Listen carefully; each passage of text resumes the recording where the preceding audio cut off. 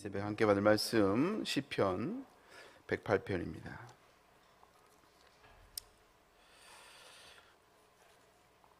시편 108편 1절부터 13절까지 제가 성경으로 구약 성경 884페이지에 있습니다. 시편 108편 1절부터 13절. 우리 다 찬절과 한 목소리로 말씀 맞습니다. 하나님이여 내 마음을 정하였사오니 내가 노래하며 나의 마음을 다하여 찬양하리로다. 비파야 수금아 깰지어다. 내가 새벽을 깨우리로다. 여호와여 내가 만민 중에서 주께 감사하고 문나라 중에서 주를 찬양하오리니 주의 인자하심이 하늘보다 높으시며 주의 진실은 궁창에까지 이르니 하나님이여 주는 하늘 위에 높이 들리시며 주의 영광이 온 땅에 높임 받기를 원하나이다. 주께서 사랑하는 자들을 건지시기 위하여 우리에게 응답하사 오른손으로 구원하소서. 하나님이 그의 성소에서 말씀하시되 내가 기뻐하리라. 내가 세겜을 나누며 숫꽃 골짜기를 측량하리라. 길르앗이 내 것이요 므낫세도 내 것이며 에브라임은 내 머리의 투구요 유다는 나의 귀며 모압은 내 목욕통이라. 에돔에는 내 신발을 벗어 던질지며 블레셋 위에서 내가 외치리다 하셨도다. 누가 나를 이끌어 견고한 성읍으로 인도해 드리며 누가 나를 에돔으로 인도할꼬. 하나님이여 주께서 우리를 버리지 아니하셨나이까.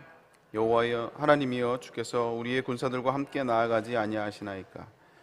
우리를 도와 대적을 치게 하소서. 사람의 구원은 헛됨이이다. 우리가 하나님을 의지하고 용감히 행하리니 그는 우리의 대적들을 밟으실 자이심이로다. 아멘. 오늘 말씀을 가지고 새벽의 뜻을 세우라라는 제목으로 함께 은혜를 나눕니다. 보통 인생을, 우리의 삶을 단거리가 아닌 장거리, 또 마라톤으로 이렇게 비유하는 것들을 보게 됩니다. 만약에 우리의 삶이 단거리면 그러면 모든 힘을 위해서 한 번에 확 뛰어버리고 불꽃처럼 살아버리고 그러면 되죠. 한 번만 잘하면 되는 거예요. 근데 그게 아니라는 것을 우리가 참 잘 알고 있지 않습니까? 그래서 인생은 이제 마라톤처럼 장거리, 그래서 한 번 잘했다고 될 것도 아니고 또 한 번 넘어졌다고 실수했다고 그렇다고 망하는 것도 아니에요. 다음 주에 이제 우리 자녀들이 이제 수능 시험을 보게 될 텐데 이제 우리들은 알아요, 그렇죠? 근데 아이들은 수능이 처음 겪고 자기들이 지금까지 공부했던 것에 딱 이제 마지막 이 한 번의 시험으로 결정이 나버리니까 이게 수능 시험을 잘 보면 이제 인생이 이제 성공한 것 같고 또 혹시 실수를 하면 마치 인생이 망한 것처럼 좌절하는 아이들이 있는 것을 보게 됩니다. 그게 다가 아니라는 걸 우리가 알고 있잖아요. 물론 잘 봐야겠지만 그게 인생이 다가 아닌데 그거 하나를 가지고 막 이렇게 좌절하고 또 하는 것들을 보게 돼요. 우리 인생은 한 번 잘했다고 또 한 번 넘어졌다고 끝나는 것이 아니라는 거죠. 우리 신앙도 역시 마찬가지입니다. 한 번 은혜 받았다고 해서 불꽃처럼 막 산화한다고 그렇게 살아가는 게 아니잖아요. 네, 그래서인지 우리는 그래도 나름대로 은혜도 많이 받았고 또 말씀을 통해서 많이 깨달음에도 불구하고 우리는 늘 이제 방황하고 흔들려지는 것을 우리가 보게 됩니다. 조그만 일이 생기면 우리 가정 안에 또 우리 자녀들 안에 또 여러 가지 경제적으로 여러 가지 건강적으로 여러 가지 이슈가 생기면 금방 낙심해 버리고 또 금방 두려워하고 어쩔 줄 몰라 하는 것들을 보게 돼요. 그래서 보면 이게 참 여러 가지 많은 일들을 경험했지만 또 이제 여러 가지 문제를 만나면 흔들려 버리는, 사람 말 한마디에 막 우리의 마음이 막 엎치락뒤치락 해버리는 우리 연약함들을 보곤 합니다. 왜 그러냐면 우리 생활에 이런 견고함이 없기 때문에 그래요. 왜 이렇게 가벼운지. 저도 이제 부록을 이제 유혹에 흔들리지 않는 게 부록의 나이 아닙니까? 저도 부록이 되면 흔들림이 없을 줄 알았어요. 근데 부록이 되나 상관이 없이 여전히 흔들리는 것들을 보게 됩니다. 그래서 왜냐하면 이제 우리가 참 특히 우리 신앙에 이 견고함이 없기 때문에 그런 거죠. 우리 신앙의 견고함을 볼 때 이제 보면 성도들도 보면 특유의 성실함으로 신앙생활을 하시는 분들이 계십니다. 그래서 이렇게 새벽기도 한 번 하면 정말 변함없이 새벽기도 하시고 또 하여간 그렇게 신앙의 모습이 그 특유의 성실함으로 흔들리지 않고 유지하시는 분들이 계시거든요. 근데 그것만 가지고 우리가 이 믿음이 견고하다고 말할 수는 없다라는 거예요. 물론 이제 어느 정도 도움은 되겠지만 그렇다고 해서 흔들리지 않고 뭐 이러진 않거든요. 견고하다는 것은 영적인 생명력이 유지되면서 흔들림이 없는 것을 말하는 것입니다. 그럼 우리가 신앙생활을 하면서 우리 신앙이 견고한 방법은 뭘까요? 오늘 이게 시편 기자에 보면, 시편 기자의 고백을 보면 우리가 견고할 수 있는 그 이유가 뭐냐면, 그 시작이 뭐냐? 이제 마음을 정하는 것부터 시작한다고 얘기를 하고 있어요. 마음을 정하는 것. 우리 1절 말씀 같이 한번 읽어볼까요? 같이 읽습니다. 시작. 하나님이여 내 마음을 정하였사오니 내가 노래하며 나의 마음을 다하여 찬양하리로다. 오늘 시편 기자는 그 삶의 자기의 그 견고함을 마음을 정하는 것으로 시작하는 것을 보게 됩니다. 물론 그 정한 마음이 이제 흔들리긴 해요. 흔들리긴 하지만 그럼에도 불구하고 우리가 견고함을 나가기 위해서 가장 먼저 시작이 그 정한 마음이 있어야, 그래야 나중에 견고함으로 갈 수 있는 계기가 된다는 것이죠. 우리가 이제 결단이란 용어도 이제 마음을 정함의 다른 표현이기도 합니다. 그래서 마음을 정한다는 것은 견고한 신앙생활을 위해서 필수적인 요소예요. 그래서 그 마음을 정해야, 그래야 이제 우리의 마음의 상태에 따라서 우리 행동과 우리의 생각이 또 영향을 받고 또 변화가 되기 때문에 그렇다는 것이죠. 우리가 그 죄와 불순종도 마찬가지입니다. 사실 그 죄를 짓고 또 우리가 불순종하는 것도, 하나님 보시기에 죄악을 저지른 것도요, 사실 우리 마음에 암묵적인 동의가 있는 거예요. 그 동의가 있으니까 그로 말미암아 이제 벌어지는 일이고요. 반대로 거룩한 삶도 역시 마찬가지입니다. 우리 마음 가운데 저절로 되는 게 아니고 거룩을 추구하는 마음의 결단이 있을 때, 내가 이렇게 살아야겠다라는 그 결단이 있을 때, 그걸 통해서 우리가 거룩을 향해 나아가는 것들을 이제 보게 됩니다. 그래서 뜻을 정한 신앙생활과 그 마음의 정함이 없는 신앙생활은요, 분명히 차이가 있어요. 분명히 차이가 있습니다.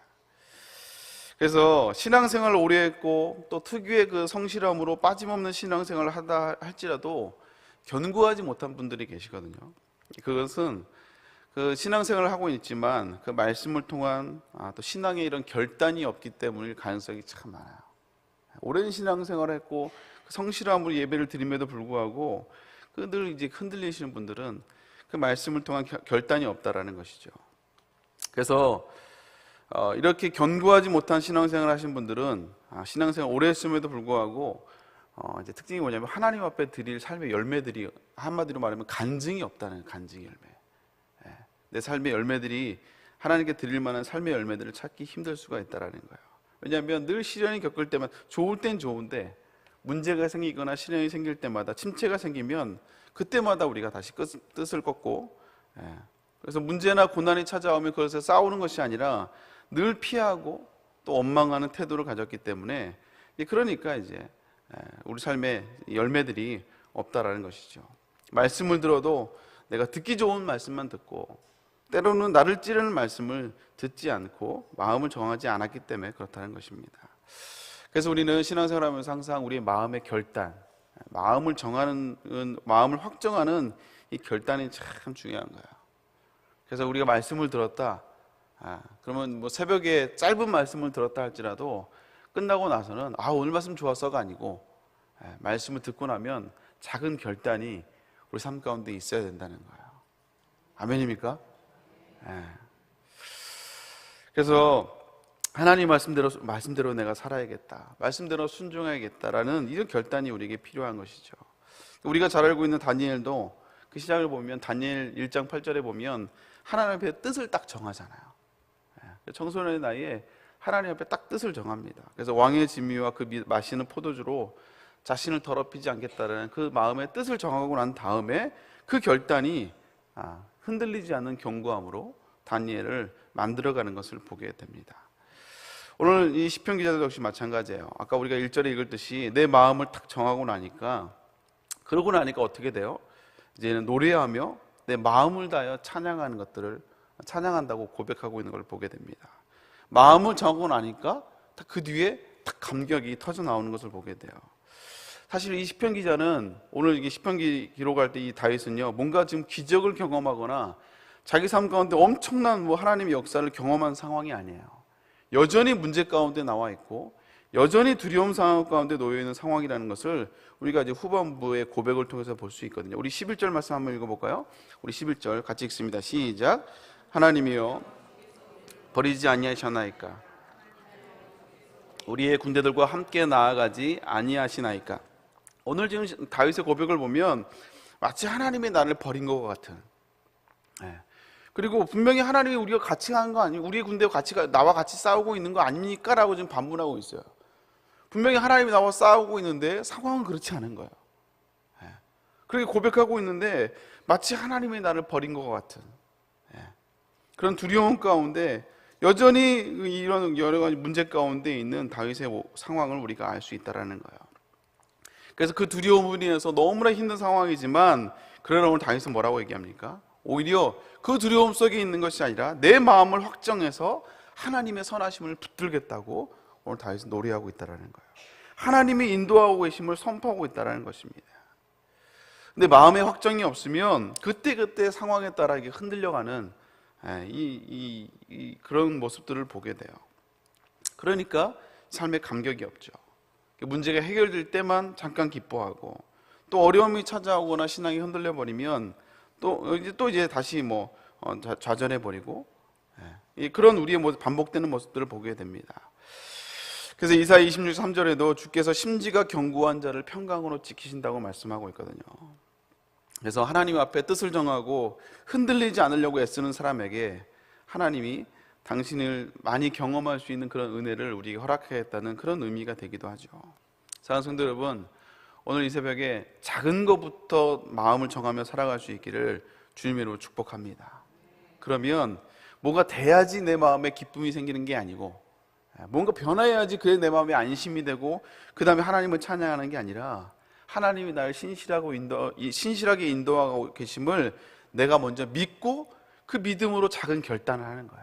말씀을 통해서 작은 결단을 하는 거예요. 그럴 때 결단하는 그 순간부터 내 마음 가운데 찬양할 이유가 생기고 찬양할 수 있는 용기가 솟아나게 된다는 것이죠.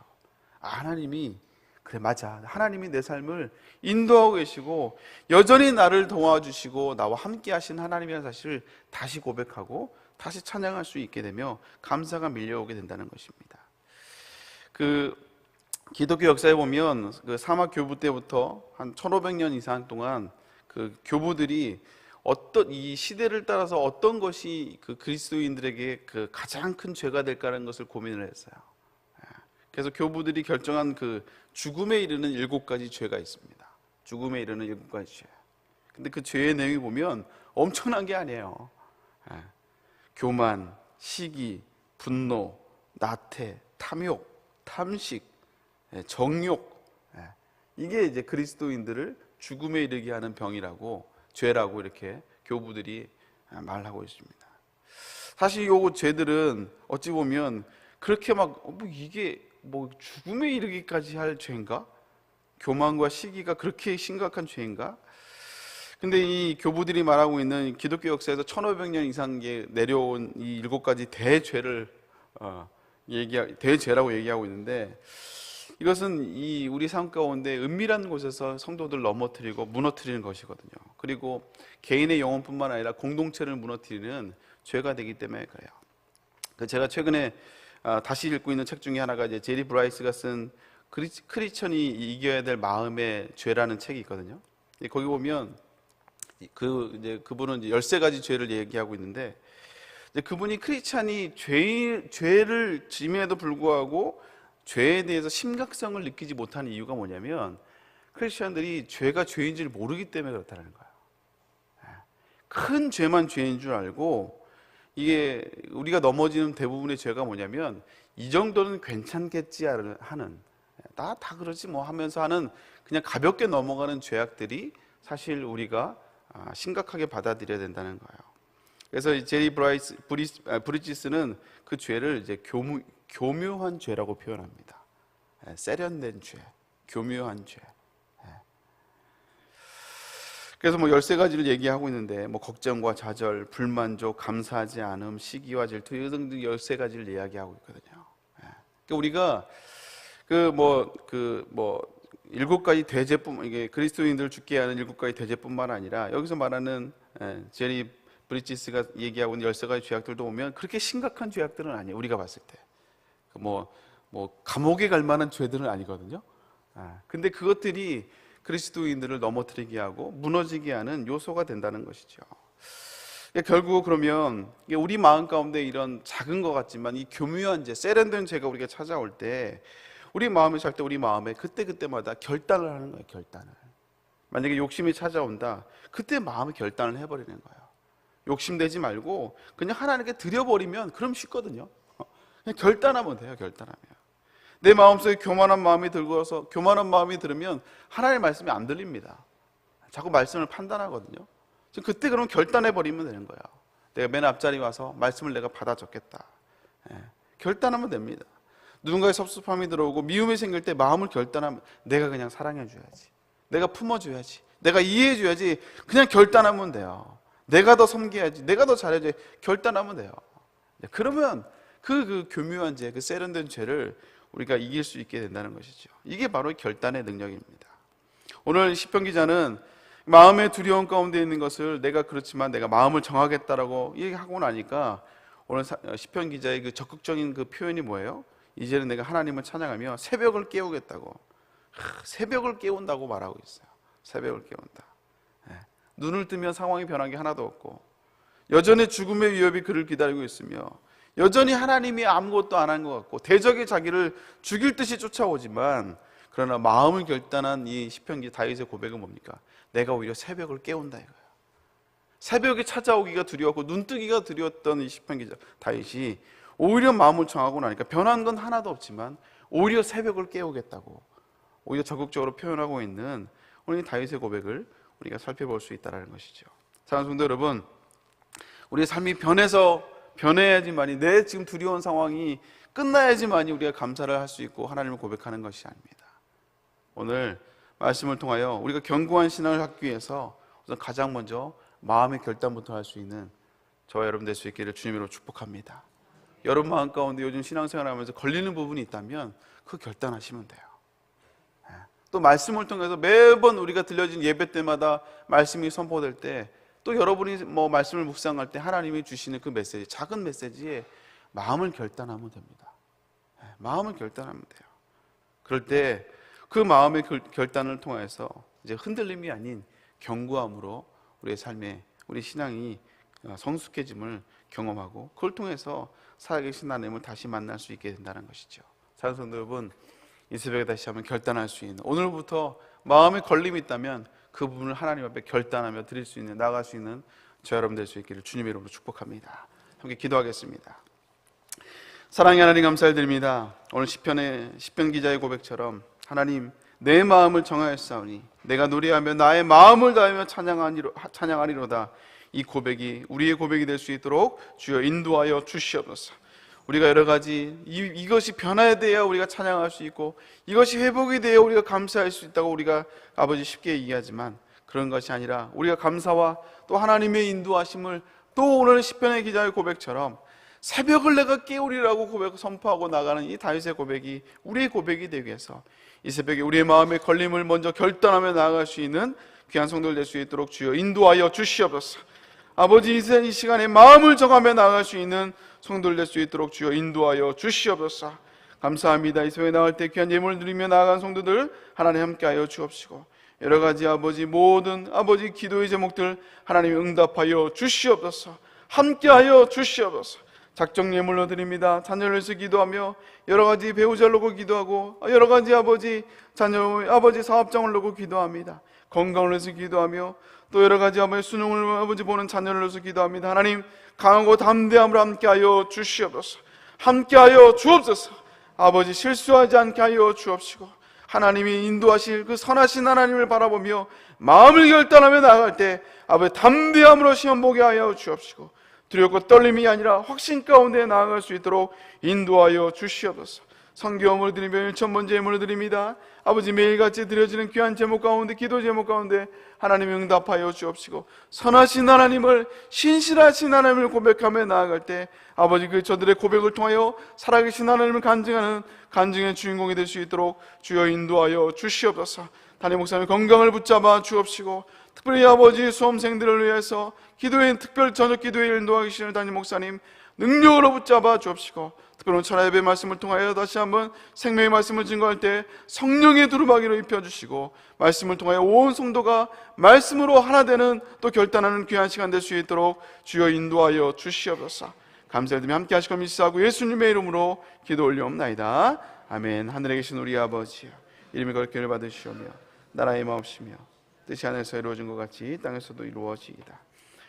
오늘 우리에게 일용할 양식을 주시옵고, 우리가 우리에게 죄진 자를 사하여 준 것 같이 우리 죄를 사하여 주시옵고, 우리를 시험에 들게 하지 마시옵고 다만 악에서 구하시옵소서. 나라와 권세와 영광이 아버지께 영원히 있사옵나이다. 아멘. 우리 함께 기도하며 나갈 때 오늘 말씀을 기억하며, 하나님, 오늘 이 새벽에도 내 마음에 두려움이 아닌 결단하며 나아갈 수 있도록, 마음을 정함으로 나아갈 수 있도록 주여 인도하여 주시옵소서. 담임 목사님과 또 수험생을 위해서, 또 우리가 전도와 작정한 영혼들을 위해서 또 기도하고 주여 세 번씩 기도하고 나아가도록 하겠습니다. 주여, 주여, 주여. 하나님 아버지 감사합니다. 아버지, 귀한 담임 목사님을 잡아주시고 하나님 능력으로 붙잡아주시고 피곤치 않도록 걷지 않도록 인도하여 주옵소서. 매일 저녁마다 아버지 자녀와 수험생을 위하여 아버지의 말씀을 인도하시옵소서. 오늘 천하의 가운데 능력을 함께하여 주시고 피곤치 않도록 걷지 않도록 하나님 함께하시고 인도하여 주시옵소서. 오늘 말씀을 따라 우리 아버지 마음의 결단을 하며 나아가기 원합니다. 마음을 정함으로 나아가기 원합니다. 요동치는 마음이 아니라, 흔들리는 마음이 아니라, 불안한 마음이 아니라, 오늘 앞에 나와 있는 나를 인도하시고 신실하신 하나님을 나만 바라보고 마음을 결단하며 나아갈 때 두려움이 아니라